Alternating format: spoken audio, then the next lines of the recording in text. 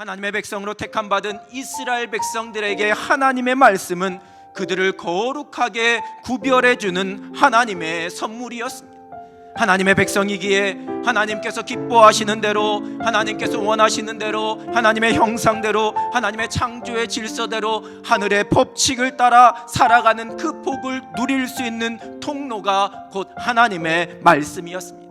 하나님이 어떠한 분이신지, 하나님의 성품이 무엇인지, 하나님의 마음이 무엇인지, 하나님의 계획이 무엇인지를 알 수 있는, 하나님을 알아가는 은혜와 영광을 누릴 수 있는 통로가 곧 하나님의 말씀이었습니다.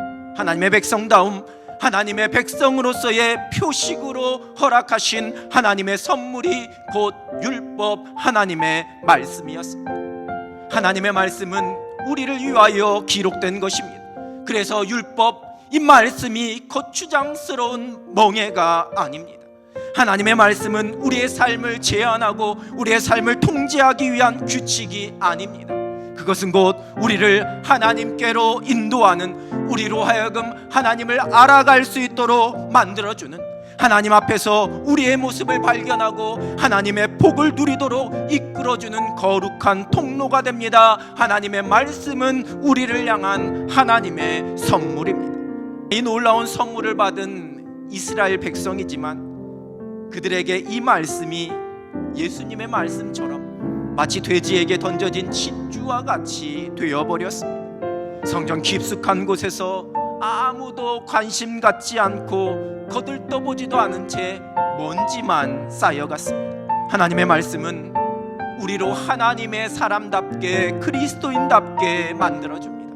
우리를 다시 새롭게 해주는 것은 하나님의 말씀입니다. 하나님의 형상대로 지음받은 우리 인생의 최고의 설명서는 하나님의 말씀입니다. 하나님의 백성들은 하나님의 말씀 속에서 지혜를 얻게 됩니다. 말씀 속에서 즐거움을 찾게 됩니다. 말씀 속에서 평안을 누리게 됩니다. 하나님의 말씀이 하나님의 백성을 하나님의 사람답게, 그리스도인답게 세워줍니다. 생명과 풍성함을 누리도록 해주십니다.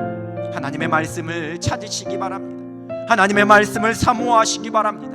하나님의 말씀을 통해 우리가 하나님을 만날 수 있기에 하나님의 성품과 약속과 하나님의 뜻과 그 계획을 오직 그 말씀 속에서 깨달을 수 있기에 하나님의 말씀을 사모합니다. 말씀을 듣고 깨닫고 말씀대로 행하기를 소망하며 결단합니다. 말씀의 풍성함이 우리를 새롭게 하시기 때문입니다. 참 힘겨운 삶의 경주 속에서 여러분은 무엇을 지표로 삼고 살아가시는지, 세상의 수많은 소리와 삶의 처세술이 들려오는 이 시대 속에서 여러분은 어느 곳에서 여러분의 삶의 길을 찾고 어느 것이 가장 고상한 지혜와 지식이라고 여기면서 살아가고 계시는지요?